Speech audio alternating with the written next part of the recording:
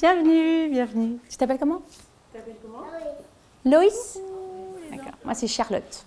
Et donc, justement, je me présente. Donc, je suis éducatrice Montessori, formée à l'Institut supérieur Maria Montessori, qui délivre les diplômes de l'AMI.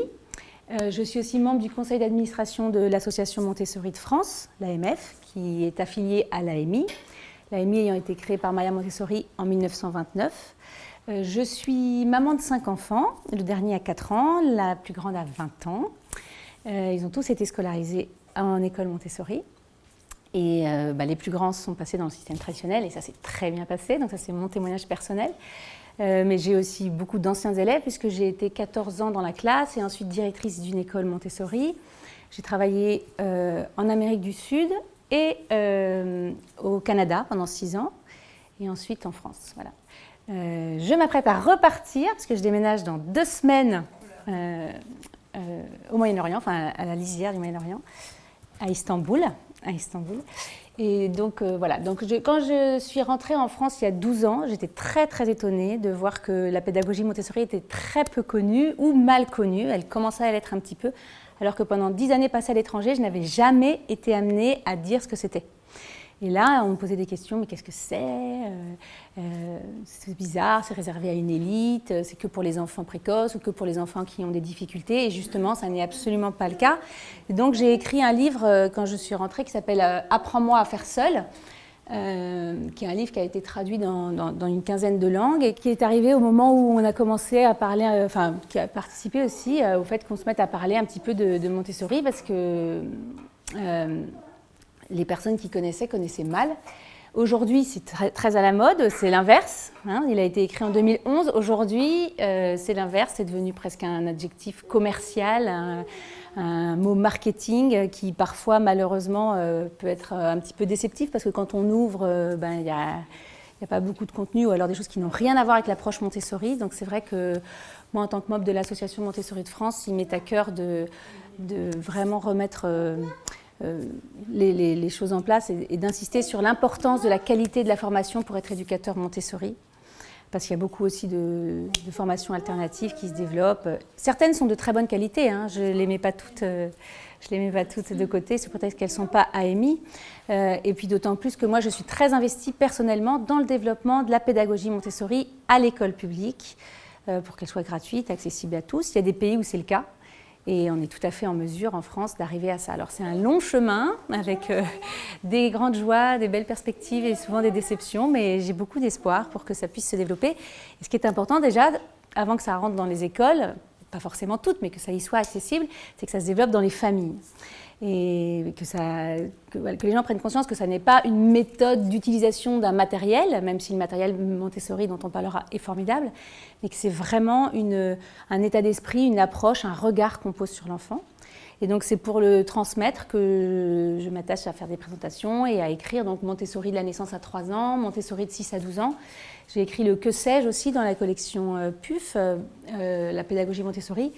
Et j'ai eu le grand honneur de traduire des livres de Maria Montessori, un qui était encore inédit en français, le manuel pratique de la méthode Montessori, parce que justement, il y en a tellement qui fleurissent que je trouvais ça fou que celui qu'elle a écrit avec des photos, c'est le seul livre qu'elle ait illustré avec des photos. Donc moi, j'ai repris exactement les mêmes photos contemporaines, et donc il y a un parallèle entre les deux. Et puis L'Enfant, qui est le livre le plus lu de Maria Montessori, qui est vraiment un très beau livre que je vous recommande, parce que c'est vrai que le mieux, c'est tout de même de lire Maria Montessori pour connaître sa philosophie. Et il manquait 11 chapitres en français. Donc c'était quand même vraiment dommage. Des chapitres qui, justement, sont assez essentiels, qui parlent des droits de l'enfant, du rapport entre l'adulte et l'enfant. Et voilà, donc c'est... Dans celui-là, ils y sont. Dans celui-là, ils y sont. Et puis, il y avait aussi des omissions de paragraphes, de pages, tout au fil de l'eau, et tous les chapitres étaient mélangés. Donc, en fait, c'était un livre qui avait été édité par des Français très pressés, avant même qu'elle ne l'ait terminé. Ça explique cela, mais c'est vrai quand même qu'il a fallu presque un siècle pour qu'il soit repris, quoi. Donc, alors que c'est vraiment son œuvre phare. Et puis, je fais aussi chez Bayard une collection qui permet de faire rentrer justement, alors ça c'est pour toi ces petits livres, parce que c'est pour faire rentrer l'état d'esprit Montessori dans les familles, mais par les enfants, parce que ça les inspire à avancer vers l'autonomie et à développer leur estime d'eux, mais de manière très ludique, sous forme de petites histoires. Voilà.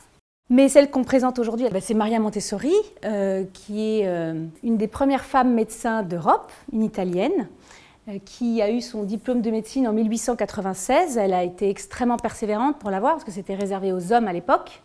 Déjà, elle avait fait des études, un bac scientifique, ce qui était exceptionnel. Elle était dans une école de garçons pour le faire. Enfin, elle avait une grande ténacité. Et elle a poursuivi après ce diplôme avec des études de philosophie, d'anthroposophie, d'anthropologie, de biologie, de sciences naturelles. Enfin, c'est vraiment une femme très studieuse et très cultivée, qui parlait plusieurs langues et qui, en 1907, a ouvert un centre d'accueil, un lieu d'accueil pour enfants qui est devenu le berceau de la première école Montessori. Avant ça, elle s'était occupée d'enfants porteurs de handicap dans une école d'orthophrénie, l'art de développer les facultés intellectuelles, parce qu'elle s'occupait d'enfants porteurs de handicap mentaux.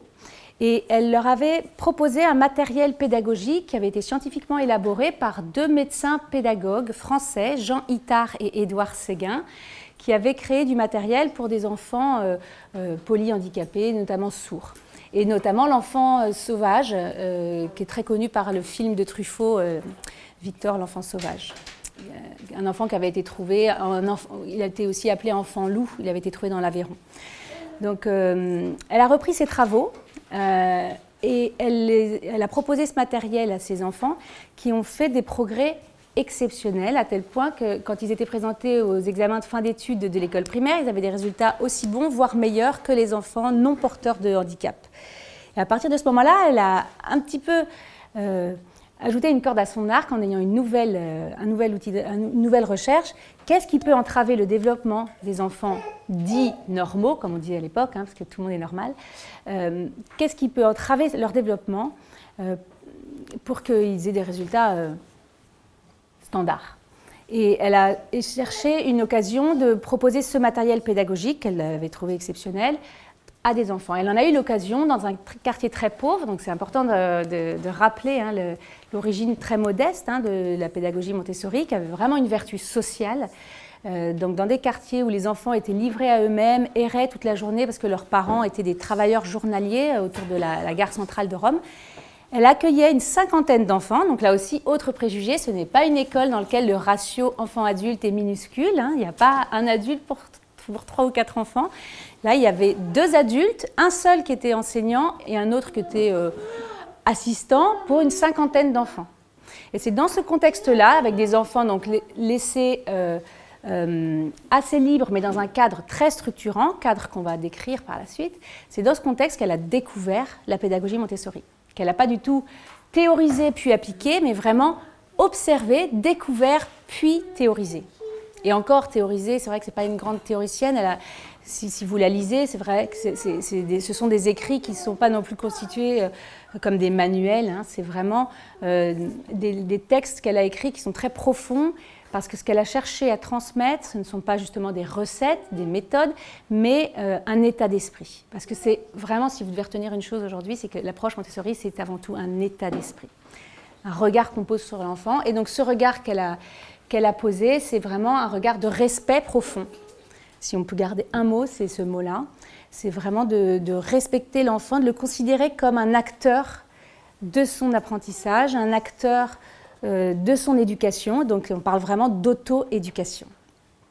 Ça ne veut pas du tout dire qu'on laisse les enfants à volo, libres de faire ce qu'ils veulent, c'est absolument pas des enfants rois, tout ça, ça se passe grâce à un cadre qui est très structuré et donc très structurant. Voilà, donc Maria Montessori aujourd'hui, alors donc ce sont des livres qui sont tous édités, tous ces textes sont édités chez DDB, des Clés des Brouwer. Et puis, le site de l'AMI, l'Association Montessori Internationale qu'elle a créée, elle était membre du mouvement de la Ligue les écoles internationales, le grand mouvement dans lequel il y avait AESNEL, dont on parlait tout à l'heure.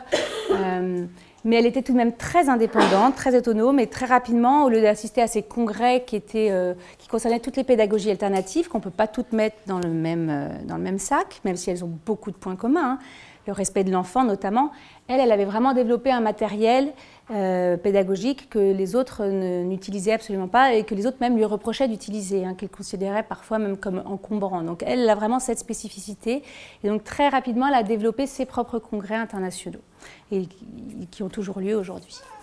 Et donc là j'ai juste mis le livre de Angeline Lilliard que je suis en train de traduire, qui est une chercheuse américaine qui a fait une étude longitudinale sur plusieurs décennies, comparant des enfants scolarisés en école Montessori aux États-Unis dans des charter schools, donc des écoles Montessori gratuites, publiques, et les enfants qui sont scolarisés dans le même type d'école, dans les mêmes milieux socio-économiques. Et donc ce qu'elle découvre, c'est que oui, il y a une certaine précocité des apprentissages, mais qui n'est absolument pas l'objectif de l'approche Montessori, puisque à terme, ils ont à peu près tous les mêmes niveaux académiques. En revanche, ce qui est formidable, c'est le développement psychologique, la créativité, l'estime de soi, l'esprit de recherche, l'autonomie et l'empathie et les qualités sociales que développent les enfants dans les écoles Montessori. Donc c'est vraiment important de mettre l'accent là-dessus parce qu'aujourd'hui, c'est vrai que c'est souvent des réflexes de performance qui poussent les parents à se tourner vers l'école Montessori. Et vraiment, s'il y a une chose à retenir, c'est que ça n'est pas l'objectif. C'est une pédagogie du développement personnel, c'est une pédagogie du bien-être, de l'amour de soi qui permet de créer l'amour des autres. Et donc, voilà, enfin l'amour de soi, l'auto-estime. Et donc, c'est vraiment la pédagogie de la confiance en soi. Et de ça découle tout le reste, le fait que les apprentissages sont solides. Mais le but n'est pas d'être performant et meilleur, hein. Donc cette phrase de Maria Montessori, l'enfant n'est pas un vase que l'on remplit, mais une source que l'on laisse jaillir. Donc vous reconnaissez certainement une phrase de Montaigne qu'elle a reprise, mais qui dit que l'enfant n'est pas un vase que l'on remplit, mais un feu qu'on allume. Là, vous voyez que dans la formule de Maria Montessori, il y a encore plus d'activité de la part de l'enfant, qui est acteur de la deuxième phase, hein. C'est lui qui jaillit, ça n'est pas un feu qu'on allume nous, mais c'est vraiment lui qui jaillit et on ne peut rien faire contre ça. La seule chose que l'on ait à faire, c'est à la limite de l'admirer et puis ensuite de préparer la source, de suivre son cours, de suivre son lit, de l'observer, de s'émerveiller et de l'accompagner. Mais voilà, quand l'eau veut aller à Mombasa, l'eau va à Mombasa. On peut faire tous les barrages, l'eau va toujours là où elle doit aller. Et c'est vraiment extraordinaire de constater que les enfants sont... Notre espoir, chaque enfant est un nouvel espoir et c'est vraiment ce sur quoi Maria Montessori a insisté, que non entravée, une source peut jaillir de façon extraordinaire et qu'il faut vraiment faire confiance aux enfants et ne pas trop diriger leurs élans parce qu'ils sont extrêmement forts, extrêmement puissants et qu'on peut les accompagner mais pas les entraver. Et donc l'idée, c'est justement, grâce à cette approche très très respectueuse de l'enfant, de voir émerger un nouvel enfant. Alors on parle de nouvel enfant, bien évidemment, c'est toujours les mêmes enfants, mais ce qu'elle entendait par nouvel enfant, ce n'est pas un enfant sur lequel on a agi différemment, c'est un enfant sur lequel on a moins agi. Un enfant sur lequel on est moins intervenu, qu'on a moins essayé de téléguider, parce que c'est vrai que même avec les meilleures intentions du monde, on a très souvent tendance à trop vouloir aider nos enfants, à trop vouloir décider, choisir les activités, choisir leur emploi du temps, décider de ce qui est bon pour eux. Évidemment qu'on pose des choix et qu'on leur transmet des valeurs, que l'on souhaite partager avec eux et qu'on leur donne beaucoup. Il ne s'agit pas du tout de ne pas les investir, au contraire, mais de respecter le fait qu'ils sont des personnes à part entière et non pas des futures personnes. Ils ne sont pas des enfants qui vont devenir des adultes, ils sont des adultes en construction et des adultes qui sont en train de se construire eux-mêmes. Et elle reprenait la phrase de Wilberforce qui disait « l'enfant est le père de l'homme ». C'est-à-dire que chaque adulte est l'enfant de l'enfant qu'il a été. C'est vraiment chaque enfant qui se construit lui-même en tant qu'adulte. Et donc l'environnement qu'on offre à l'enfant est le terreau, le foyer dans lequel il va pouvoir s'épanouir ou non.